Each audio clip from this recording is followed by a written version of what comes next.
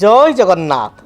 मु ज्योतिर्विद डॉक्टर भवानी शंकर महापात्र आपण मानू राशिफल कार्यक्रम को स्वागत जनाऊँ। दर्शक बंधु आसतु सर्वप्रथमे जानिबा आज दिन संपर्क में, आज तिथि नक्षत्र संपर्क में। आज हूँ 2 मई मासर 2 तारिख शनिवार 2026 मसीहा ओडिया ज्येष्ठ मास कृष्ण पक्ष सौर मान मेष 19 दिन। दर्शक बंधु आज देवर्षि नारदंकर जयंती। आज दिवस को सांबादिक दिवस भाव जर्नालिज्म डे भाव पालन करा जाए। आसंतु जानिबा आज तिथि नक्षत्र दिनर पंचांग संपर्क में। आज प्रतिपद तिथि सूर्योदय पर मध्यरात्र 12 घंटा 46 मिनिट पर्यंत भोग हेबे। मध्यरात्र 12 घंटा 46 मिनिट पर द्वितीय तिथि प्रवेश करिवे। आज दिन नक्षत्र विशाखा नक्षत्र दिवस रात्र 60 दंड संपूर्ण भोग हेबे। आज दिन चंद्र तुला राशि चंद्रमा मध्यरात्र 1 घंटा 9 मिनिट पर्यंत तुला राशि रहिबे। मध्यरात्र 1 घंटा 9 मिनिट पर चंद्रमा तुला राशि परित्याग करी बिछा राशि गमन करिवे। आसंतु जानिबा आज दिन घातबार एवं घातचंद्र थिबा राशि संपर्क में। आज वृष सिंह एवं कन्या राशि व्यक्तिंकर घातबार। तेणु जो मानकर वृष राशि सिंह राशि कन्या राशि दिनटे सतर्कता अवलंबन करिवे, जगी रखी चलिवे। मानसिक कौनसी कथा को नहीं भाराक्रांत कौनसी व्यक्ति विवाद बा अजथा जुक्तितर्क अर्थ अपव्यय बा पारिवारिक समस्या देखा दे पारे। कौनसी राशि पर घातचंद्र जोग नहीं। आसंतु जानिबा आज दिन निषिद्ध खाद्य संपर्क में। केउं खाद्य को आपण माने ग्रहण करिवे नाही। आज दिन आपण माने कुष्मांड अर्थात पानी कखारु को खाद्य हिसाब रे ग्रहण करंतु नाही। दिनटे पानी कखारु खांतु नाही बा पानी कखारु तरकारी करी खांतु नाही। दर्शक बंधु आज समस्या समाधान में आम जानिबा जे जातक अनेक समय आम देखू किछिटा ग्रह दोष कारण किछिटा ग्रह समस्या कारण पिला माने अबाध्य होइतांती। पिला माने कथा मानती नाही।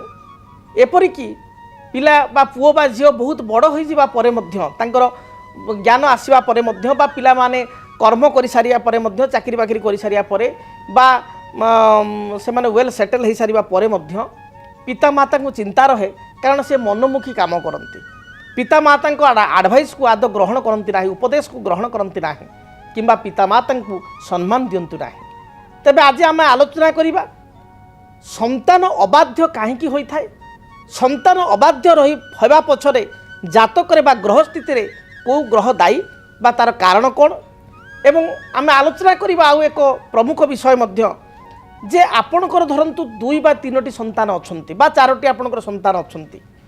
बेले बेले देखा जाए जे गोटे संतान बापा माँ को बहुत पचारे बहुत भल पाए आउ 2-3 जन भल पाती ना, बा 4टी संतान मध्य बा 2टी संतान मध्य जड़े भल पाए जड़े भल पाए ना। तेबे आपण कौन वर्तमान समय रे आपण को पिला जो छोट भी होता कि मध्यावस्थार अच्छी बा पिला माने आपणकर प्रकृत बड़ हो जाइछंती चाकरी बाकरी करिसंती, तेबे को संतान आपण को अधिक भल पाइबो ताहा कौन जातक जना पड़ो।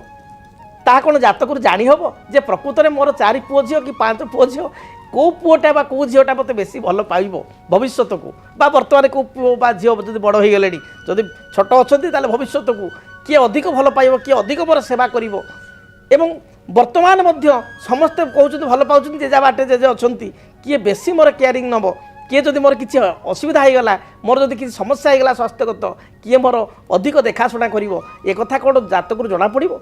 हाँ आज्ञा निश्चय जना पड़ो। तेबे आसतु प्रथम आम जानिबा प्रथम विषय जे संतान अबाध्य कहीं होती बा केउं ग्रह कारण आम देखिबा संतान बेसी अबाध्य होइतांती बा कथा आदौ शुणती ना।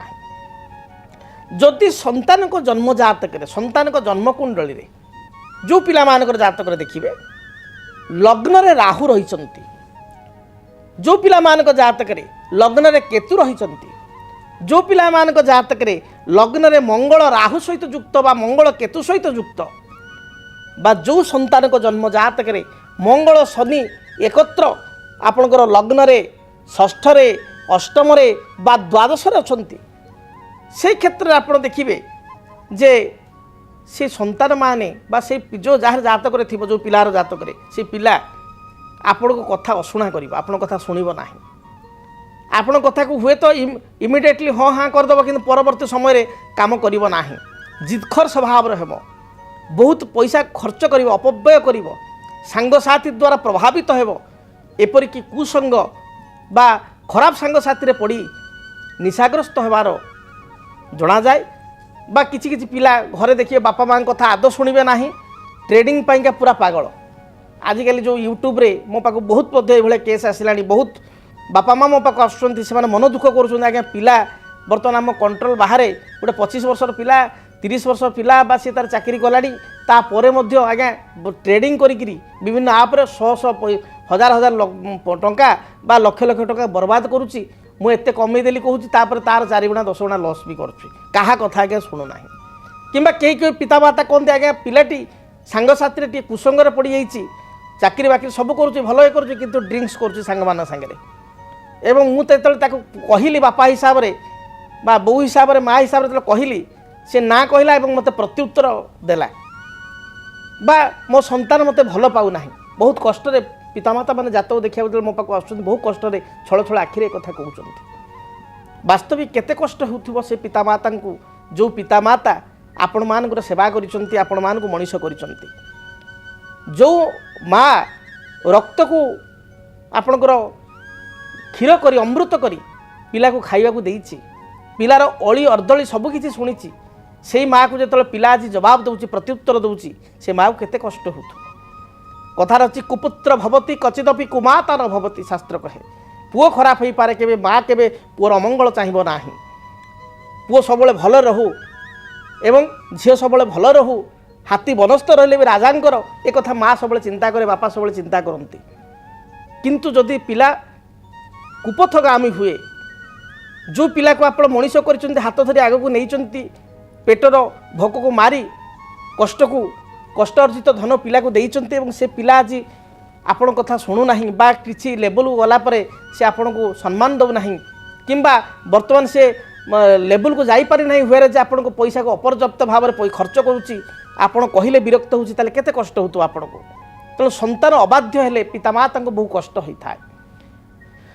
बृहस्पति होचंती संतान कारक जदि आपण जातक देखिए बृहस्पति राहु सहित युक्त होइछि आपण जातक बृहस्पति राहु सहित युक्त होइछि आपण जातक बृहस्पति शनि दृष्टि अच्छी आपण जातक बृहस्पति वृषरे बा तुलारे थाई राहुयुक्त होइछि बा राहु दृष्टि अच्छी ताहले डेफिनेटली देखिए पिला आपण कथा शुणिब नाही जिदखर हेब भविष्य को से संतान जो संतान जोग थी आपण जातक ये जोग अच्छी दुर्जोग को आपंकर गोटे संतान आजिकल तो प्राय लोक गोटे संतान ताहले आपण जानिबे भविष्य को पिला को आपण देखि चाहि कथा कहबे आपण को एडवाइस से मानिब नाही ताको कहते गुरुचंडाल दोष बृहस्पति राहु एकाठ रहिले तेणु एभली क्षेत्र हम पिला तार जिदखर हेब तार निज मनमर्जीर काम करिवो जदि ता मनमर्जीर काम करुचे आपण बा बा कहउचंती ताले आपण भलो बापा माँ जदि आपण ताको अटकेले बा भलो बाट गाइडेंस देले भलो कथा कहले ताले आपण शत्रु एभली स्थिति जात हेब तेबे अनेक समय व्यक्ति विशेष चिंता करती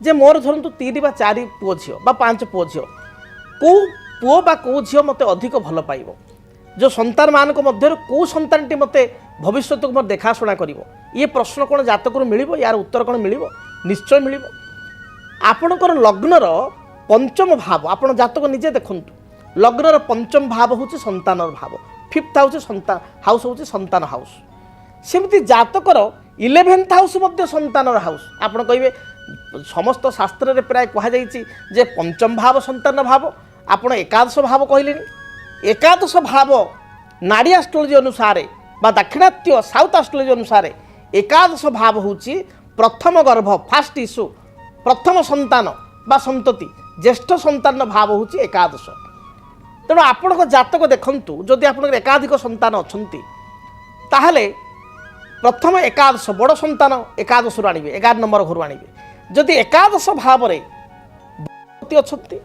एकादश स्थान को गुरु देखुंट एकादश स्थान में बसी ग्रह एवं आपण लग्न धरतु आपणकर मेष लग्न एकादश बस मंगल ताले ज्येष्ठ संतान आप 100% बहुत भल पाइब आपण केयर कर आपण सेवा जत्न कर बुढ़ा समय बार्धक्य समय बुढ़ापा समय आपण जत्न नेब किंतु सेठी धरतु एकादश स्थान रहीगले कौन ना आपणकर रहीगले शुक्र रहीगले किंबा एकादश स्थान में धरतु आपणकर रहीगले चंद्र केतुयुक्त होगले सेठी संतान आपण बड़ संतान आपण को केयर करिवो नाही आपण को भल पाइबो नाही बा आपण कथा बुझिबो नाही बा आपण ताको किसी एडवाइस देबे ताको ग्रहण करिवो नाही तेणु ता ठारू आपण ତା ପାଖରୁ କିଛି ଏକ୍ସପେକ୍ଟେସନ୍ ରଖିବା, କିଛି ତାଠାରୁ ଚାହିଁବା ଇଏ ଆପଣ ପାଇଁ ଠିକ୍ ନୁହଁ, ଆଶା କରିବା ଠିକ୍ ନୁହଁ। ତାପରେ ଆପଣ ଯିବେ ଧରନ୍ତୁ ଅଧିକ ଦ୍ୱିତୀୟ ସନ୍ତାନକୁ ଯିବେ, ଦ୍ୱିତୀୟ ସନ୍ତାନ ଆସିବେ ପଞ୍ଚମରୁ।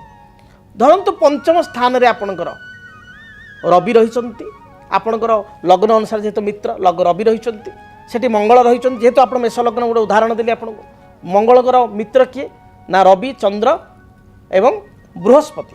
ତେଣୁ ବୃହସ୍ପତି ରବି ଚନ୍ଦ୍ର ମଧ୍ୟରେ କୌଣସି ଗ୍ରହ ଅଛନ୍ତି ତାହେଲେ ବା ଏମାନଙ୍କର ଦୃଷ୍ଟି ପଞ୍ଚମକୁ ଅଛି, ତାହେଲେ ଜାଣିବେ ଦ୍ୱିତୀୟ ସନ୍ତାନ ଆପଣଙ୍କୁ ଭଲ ପଚାରିବ। କିନ୍ତୁ ଠିକ୍ ତାର ବିପରୀତ, ଧରନ୍ତୁ ପଞ୍ଚମରେ ଶୁକ୍ର ଅଛନ୍ତି, ରାହୁ ଅଛନ୍ତି, ଶୁକ୍ର ରାହୁ ସହିତ ଯୁକ୍ତ ହୋଇଛନ୍ତି ବା ଚନ୍ଦ୍ରମା ଶୁଭଗ୍ରହ ହୋଇଥିଲେ ମଧ୍ୟ ଆପଣ ଲଗ୍ନକୁ ସେ ପଞ୍ଚମ ସ୍ଥାନରେ କେତୁଯୁକ୍ତ ହୋଇଛନ୍ତି ବା ଶନିଯୁକ୍ତ ହୋଇଛନ୍ତି, ତାହେଲେ ଦ୍ୱିତୀୟ ସନ୍ତାନ ମଧ୍ୟ ଆପଣଙ୍କୁ ପଚାରିବ ନାହିଁ। ତାପରେ ଏବେ ଆସିବା ତୃତୀୟ ସନ୍ତାନ ଆମେ କେମିତି ବିଚାର କରିବା।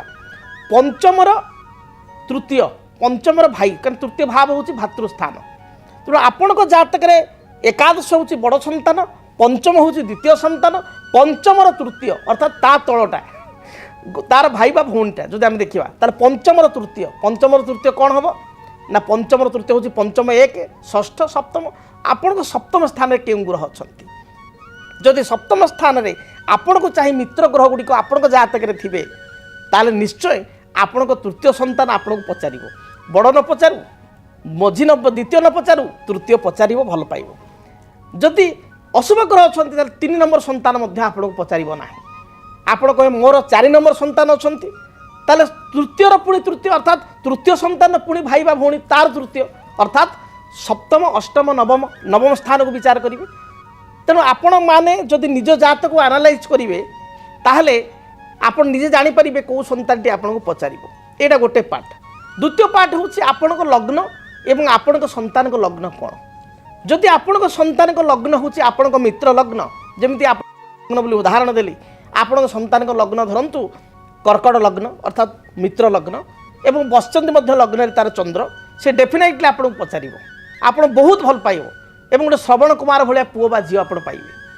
କାରଣ ଚନ୍ଦ୍ର ହେଉଛନ୍ତି ମିତ୍ର, ମେଷ ଲଗ୍ନ ପାଇଁ ମଙ୍ଗଳଙ୍କ ମିତ୍ର, ଲଗ୍ନରେ ବି ଚନ୍ଦ୍ର ଅଛନ୍ତି, କୌଣସି ଅଶୁଭ ଗ୍ରହ ନାହାନ୍ତି ଏବଂ ସେ ଆପଣଙ୍କୁ ପ୍ରପର୍ କେୟାର ନେବ। ତା ସହିତ ଆପଣଙ୍କର ମାଇଣ୍ଡସେଟ୍ଟା ପୁଅ ବା ହଉ ବା ଝିଅ ହଉ ବହୁତ ଭଲ ଇଏ କରିବ, ଆପଣଙ୍କ କଥାକୁ ସମ୍ମାନ ଦେବ, ଆପଣ ମଧ୍ୟ ତାକୁ ସେତିକି ଭଲ ପାଇବା ଦେବେ, ଆପଣଙ୍କ ଭିତରେ ବଣ୍ଡିଂ ରହିବ।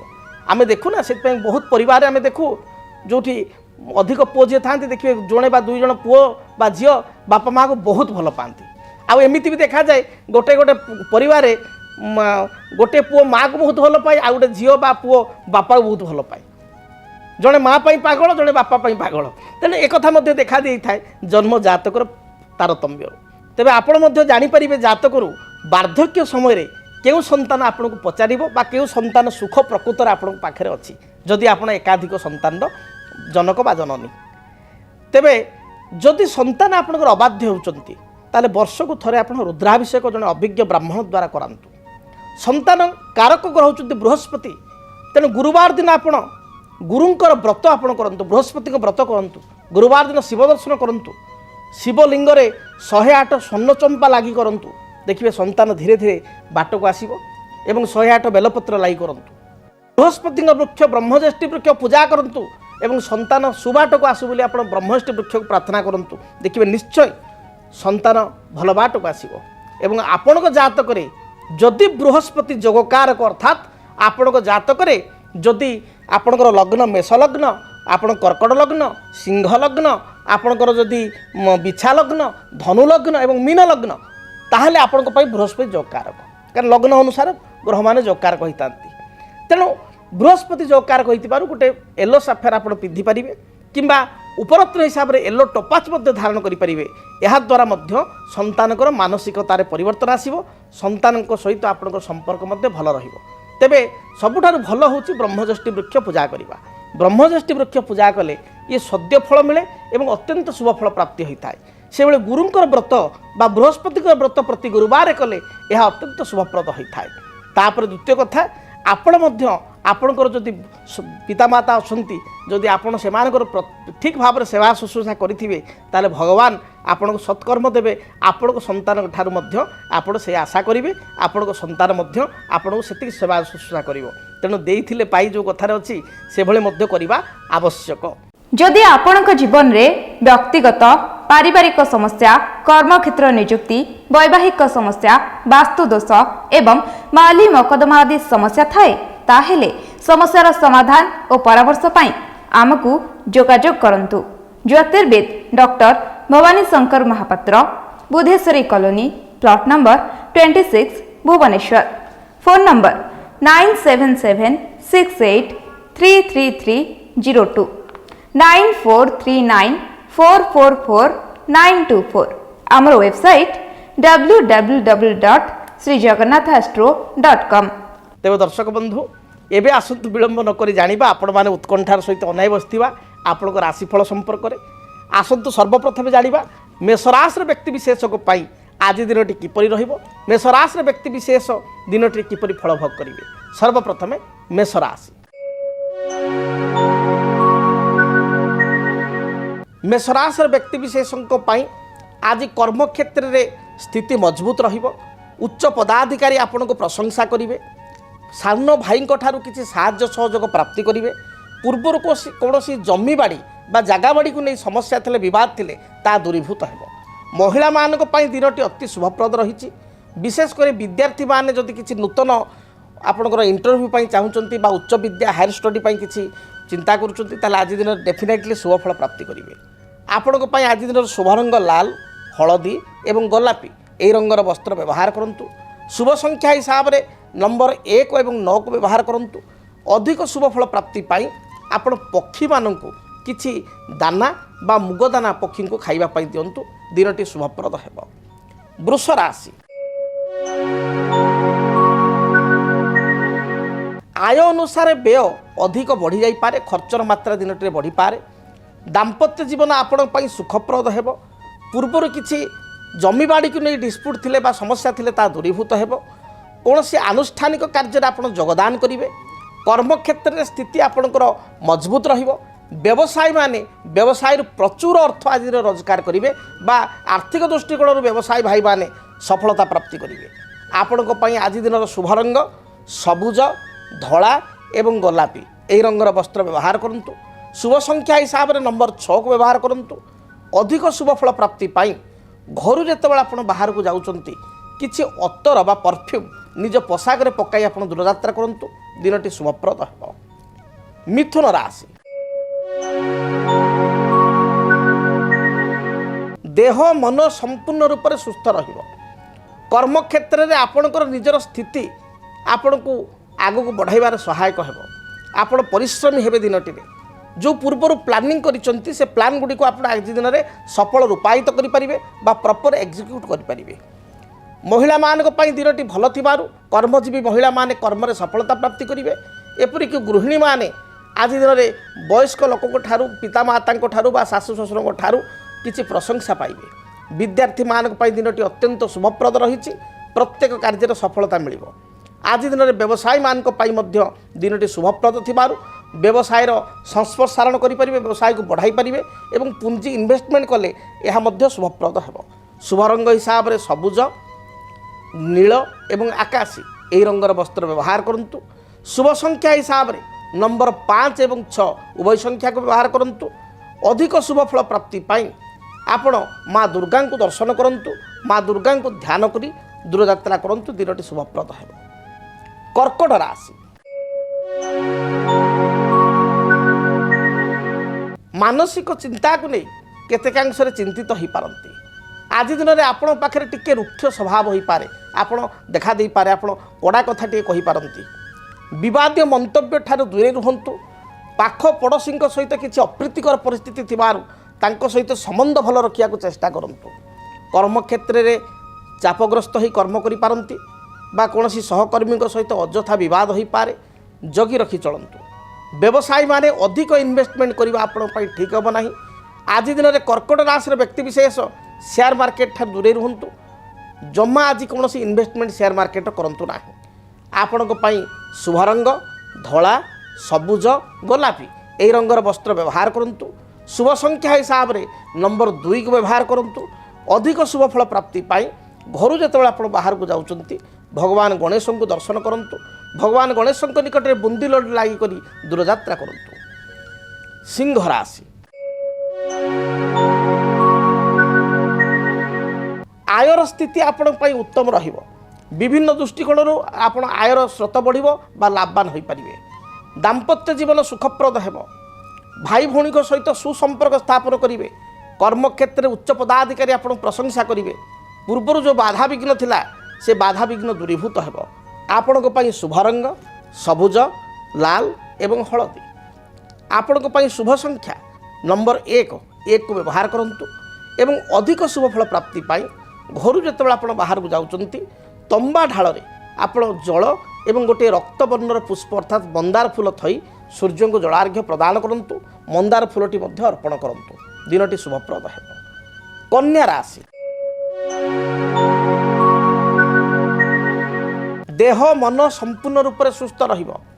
पूर्वर जो योजना गुड़िक थिला से योजना गुड़िक वास्तव रूपरेख दे पारिबे।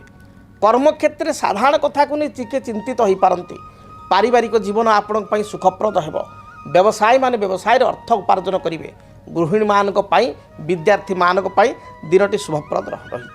आपण को शुभ रंग सबुज नील आकाशी। शुभ संख्या नंबर 5 एवं 6 उभय संख्या को व्यवहार करंतु। अधिक शुभफल प्राप्ति पाई आपण घर जो दूर यात्रा करुचंती सेतबेले गोटे सबुज रंगर रुमाल निज पाखे रखंतु बा मयूर चंद्रिकाटे पाखे पर्स बा पकेट रखी दूर यात्रा करंतु शुभफल प्राप्ति करेंगे। जदि आपणक जीवन रे व्यक्तिगत पारिवारिक समस्या कर्मक्षेत्र नियुक्ति वैवाहिक समस्या वास्तु दोष एवं माली मकदमा आदि समस्या थाए ताहेले समस्यार समाधान और परामर्श पाई आमकु जोगाजोग करंतु। ज्योतिर्विद doctor Bhabani Shankar Mahapatra Budheswari colony plot number 26 Bhubaneswar. Phone number 9776833302 9439444924। आमर वेबसाइट www.srijagannathastro.com। आसंतु जानिबा तुला राशि व्यक्ति दिनटी किपरि बीतिबो। तुला राशि तुला राशि व्यक्ति विशेष कर्मक्षेत्र को नहीं दूर यात्रा करेंगे। पारिवारिक जीवन सुखप्रद हेबो। ट्रांसपोर्ट एक्सपोर्ट टेक्सटाइल्स इंडस्ट्री ए क्षेत्र जो मैंने कार्य करुचंती बा व्यवसाय करुचंती से माने सुनिश्चित भाव शुभफल प्राप्ति करेंगे। साहित्यिक संगीतिक लेखकों दिनटी शुभप्रद रही। आज दिन में कौन अनुष्ठान द्वारा आप संवर्धित हो पारती संवर्धना लाभ करें। कौन विवाह व्रत मांगलिक कार्य योगदान करेंगे। दाम्पत्य जीवन में किसी अशांति थे दूरीभूत हो। भ्रमण जोग थिबारु दूर स्थान को भ्रमण किंबा बंधु दर्शन जोग रही। शुभ रंग धला सबुज नील यही रंगर वस्त्र व्यवहार करंतु। शुभ संख्या हिसाब से केवल नंबर 6 को व्यवहार करंतु। अधिक शुभफल प्राप्ति पाई घर आपण बाहर समय लक्ष्मी नारायण को दर्शन करंतु। भगवान नारायण को निकटे बा विष्णु को निकटे किसी तुलसी पत्र एवं सुवासित धला फूल अर्पण करंतु। देखिए दिनटी शुभप्रद हेबो। बिच्छा राशि मानसिक चिंता जहाँ पूर्वर थिला ता दूरीभूत हेबो। मात्र स्वास्थ्यगत समस्या को नहीं चिंतित रहिबे। शरीर में एसिडिटी बा गैस्ट्रिक कोष्ठकाठिन्य पेटजनित समस्या मुंड बिंधिबा भाइराल ज्वर बा फीवर देखा दे पारे। मांकर स्वास्थ्य को नहीं चिंतित हेबे। दाम्पत्य जीवन में छोट छोट कथा को नहीं कलह देखा देबो। पिलांकर चिंता को नहीं बा संतान मानकर चिंता को नहीं आज चिंतित हेबे। आपण को पाई दिन भल जाउ नथिबारु जगी रखी चलंतु। अधिक आपण शुभफल प्राप्ति पाई सबुज खैर एवं आपणकर गोलापी यही रंगर वस्त्र व्यवहार करंतु। शुभ संख्या हिसाब से नंबर 9 को व्यवहार करंतु। अधिक शुभफल प्राप्ति पाई घर जो आप बाहर को जाउचंती हनुमान को दर्शन करंतु। जदि संभव हुए तेबे हनुमान चालीसा पाठ कर यात्रा करंतु। धनु राशि धनु राशि व्यक्ति विशेष दूरदृष्टि संपन्न हेबे। दूरदृष्टि संपन्न हो भविष्य किसी योजना बा प्लानिंग करि पारंती। नूतन भूमि जमी जानवाहन क्रय करिवार विचार मन को आसिबो। आज दिन में पारिवारिक जीवन आपण सुखप्रद रही। जो माने शिक्षकता करुचंती बा टीचरशिप लेक्चरशिप आदि फील्ड अच्छी फाइनान्स बैंकिंग इंश्योरेंस सेक्टर काम करुचंती से दिनटी यथेष्ट भल रही। महिला मानक दिन टी शुभप्रद थिबारु प्रत्येक कार्य जययुक्त हेबे। शुभ रंग हिसाब से हलदी सबुज ଏବଂ ଗୋଲାପୀ ରଙ୍ଗକୁ ବ୍ୟବହାର କରନ୍ତୁ। ଅଧିକ ଶୁଭଫଳ ପ୍ରାପ୍ତି ପାଇଁ ଆପଣ ଦେବାଦିଦେବ ମହାଦେବଙ୍କୁ ଦର୍ଶନ କରି ଦୂରଯାତ୍ରା କରନ୍ତୁ, ଦିନଟି ଶୁଭପ୍ରଦ ହେବ। ଆସନ୍ତୁ ଜାଣିବା ମକର ରାଶିର ବ୍ୟକ୍ତିଙ୍କ ପାଇଁ ଆଜି ଦିନଟି କିପରି ବିତିବ। ମକର ରାଶି, ମକର ରାଶିର ବ୍ୟକ୍ତିବିଶେଷ କର୍ମକ୍ଷେତ୍ରକୁ ନେଇ ସାମାନ୍ୟ ଭାବରେ ଚିନ୍ତିତ ହୋଇପାରନ୍ତି। ପାରିବାରିକ ଜୀବନ ଆପଣଙ୍କ ପାଇଁ ସୁଖପ୍ରଦ ରହିବ। ନିଜ ଅନ୍ତରର କଥା ବା ଗୁପ୍ତ କଥାକୁ ଅନ୍ୟ ଆଗରେ ହଠାତ୍ ପ୍ରକାଶ କରନ୍ତୁ ନାହିଁ। ଆଜି ଦିନରେ ଆପଣ ଉଚ୍ଚ ଆଶା କରି ଖର୍ଚ୍ଚାନ୍ତ ହୋଇପାରନ୍ତି। ବିଦ୍ୟାର୍ଥୀମାନଙ୍କ ପାଇଁ ଦିନ ଭଲ ଯାଉଥିବାରୁ ଲେଖାପଢ଼ାରେ ସଫଳତା ପାଇବେ। ଆଜି ଦିନରେ ମହିଳାମାନେ ନିଜ ଗୋଡ଼ରେ ନିଜେ ଛିଡ଼ା ହେବେ ବା ସ୍ୱାବଲମ୍ବନଶୀଳ ହେବେ। ଆଜି ଦିନରେ ଆପଣଙ୍କୁ କିଛି ଦୂର ସ୍ଥାନରୁ ଆପଏଣ୍ଟମେଣ୍ଟ ଲେଟର ମିଳିପାରେ ଜବ୍ ପାଇଁକା, ବା ବନ୍ଧୁ ଦର୍ଶନ ହୋଇପାରେ। ବିଦେଶ ଯାତ୍ରା କରିବା ପାଇଁ କିଛି ସୁଯୋଗ ମିଳିପାରେ। ଆପଣଙ୍କ ପାଇଁ ଶୁଭ ରଙ୍ଗ ସବୁଜ, ନୀଳ ଏବଂ ଆକାଶୀ ଏହି ରଙ୍ଗର ବସ୍ତ୍ର ବ୍ୟବହାର କରନ୍ତୁ। ସଂଖ୍ୟା ହିସାବରେ ନମ୍ବର 8କୁ ବ୍ୟବହାର କରନ୍ତୁ। ଆଜି ଦିନରେ ଅଧିକ ଶୁଭଫଳ ପାଇବା ପାଇଁ କାଉଙ୍କୁ କିଛି ରୁଟି ବା ବିସ୍କୁଟ ଖାଇବା ପାଇଁ ଦିଅନ୍ତୁ। କୁମ୍ଭ ରାଶି, ମାନସିକ ଚିନ୍ତା ବା ଚାପ ଯାହା ପୂର୍ବରୁ ଥିଲା ତାହା ଦୂରୀଭୂତ ହେବ। ପାରିବାରିକ ଜୀବନ ସୁଖପ୍ରଦ ହେବ। କର୍ମକ୍ଷେତ୍ରରେ ସମସ୍ତ ପ୍ରକାର ଶୁଭଫଳ ପ୍ରାପ୍ତି କରିବେ। ଦାମ୍ପତ୍ୟ ଜୀବନକୁ ନେଇ ଯାହା ମତ ପାର୍ଥକ୍ୟ ମତାନ୍ତର ଥିଲା ତାହା ଦୂରୀଭୂତ ହେବ। ଅପରାହ୍ନ ସମୟରେ ଦୂରଯାତ୍ରା କରିବା, ବନ୍ଧୁଙ୍କ ଗୃହକୁ ଯାତ୍ରା କରିବା, କିମ୍ବା ଆପଣଙ୍କର ଶ୍ୱଶୁରାଳୟ ବା ଶ୍ୱଶୁର ଗୃହକୁ ଯାତ୍ରା କରିବା, ବା ଶ୍ୱଶୁର ଘର ସମ୍ପର୍କୀୟ କୌଣସି ବ୍ୟକ୍ତିଙ୍କ ଘରକୁ ଆଗମନ ହେବା, ଏଭଳି ସ୍ଥିତି ରହିଅଛି। ଯେଉଁମାନଙ୍କର ପୂର୍ବରୁ ସ୍ୱାସ୍ଥ୍ୟଗତ ସମସ୍ୟା ଥିଲା ତାହା ଦୂରୀଭୂତ ହେବ। ଅଧିକ ଶୁଭଫଳ ପ୍ରାପ୍ତି ପାଇଁ ଦିନଟି ସବୁଜ, ଧଳା, ଗୋଲାପୀ ରଙ୍ଗକୁ ବ୍ୟବହାର କରନ୍ତୁ। ଶୁଭ ସଂଖ୍ୟା ହିସାବରେ ନମ୍ବର 6 ଏବଂ 8 ଉଭୟ ସଂଖ୍ୟାକୁ ବ୍ୟବହାର କରନ୍ତୁ ଏବଂ ଆଜି ଦିନରେ ଦେବାଦିଦେବ ମହାଦେବଙ୍କୁ ଦର୍ଶନ କରନ୍ତୁ। ନିଶ୍ଚୟ ଶୁଭଫଳ ପ୍ରାପ୍ତି କରିବେ। କାଳପୁରୁଷର ଅନ୍ତିମ ରାଶି ମୀନ ରାଶି, ମୀନ ରାଶିର ବ୍ୟକ୍ତିବିଶେଷଙ୍କ ପାଇଁ ଦିନଟି ଅତ୍ୟନ୍ତ ଶୁଭପ୍ରଦ ରହିଛି। ପ୍ରତ୍ୟେକ କାର୍ଯ୍ୟରେ ଆପଣ ବିଜୟୀ ହେବେ। ପାରିବାରିକ ଜୀବନ ଆପଣଙ୍କ ପାଇଁ ସୁଖପ୍ରଦ ହେବ। ମହିଳାମାନଙ୍କ ପାଇଁ ବିଶେଷ କରି ଛାତ୍ରଛାତ୍ରୀଙ୍କ ପାଇଁ ଦିନଟି ଶୁଭ ଥିବାରୁ ଲେଖା ପଢ଼ା ବା ମହିଳାମାନେ ଗୃହ କାର୍ଯ୍ୟରେ ବା କୌଣସି ଅନ୍ୟାନ୍ୟ ସର୍ଭିସ୍ କରୁଥିଲେ ସେଥିରେ ଉଚ୍ଚ ପ୍ରଶଂସା ପାଇପାରିବେ। ଆଜି ଦିନରେ ଆପଣ କିଛି ନୂଆ କାମକୁ ଆରମ୍ଭ କରନ୍ତୁ, ଦେଖିବେ କାର୍ଯ୍ୟ ସୁଚାରୁ ଭାବରେ ସମ୍ପାଦିତ ହେବ। ବିଦେଶ ଯାତ୍ରା ପାଇଁ ଆପଣ ଭିଜା ଆପ୍ଲାଏ କରିପାରନ୍ତି ବା ପାସପୋର୍ଟ ପାଇଁ ଆପ୍ଲାଏ କରିପାରନ୍ତି। ଆପଣଙ୍କ ପାଇଁ ଦିନଟି ଶୁଭପ୍ରଦ ଥିବାରୁ ସେୟାର ମାର୍କେଟରେ କିଛି ଇନଭେଷ୍ଟମେଣ୍ଟ କଲେ ମୀନ ରାଶିର ବ୍ୟକ୍ତିବିଶେଷ ଶୁଭଫଳ ପାଇପାରିବେ। ଆପଣଙ୍କ ପାଇଁ ଶୁଭ ରଙ୍ଗ ଧଳା, ହଳଦୀ ଏବଂ ସବୁଜ ଏହି ରଙ୍ଗର ବସ୍ତ୍ର ବ୍ୟବହାର କରନ୍ତୁ। ଶୁଭ ସଂଖ୍ୟା ହିସାବରେ ନମ୍ବର 3କୁ ବ୍ୟବହାର କରନ୍ତୁ। ଅଧିକ ଶୁଭଫଳ ପାଇବା ପାଇଁ ଯେତେବେଳେ ଆପଣ ଦୂରଯାତ୍ରା କରୁଛନ୍ତି, ଯାତ୍ରା ସମୟରେ ଗୋଟେ ହଳଦିଆ ରୁମାଲ ନିଜ ପର୍ସରେ ବା ପକେଟରେ ରଖି ଦୂରଯାତ୍ରା କରନ୍ତୁ, ଦିନଟି ଶୁଭପ୍ରଦ ହେବ।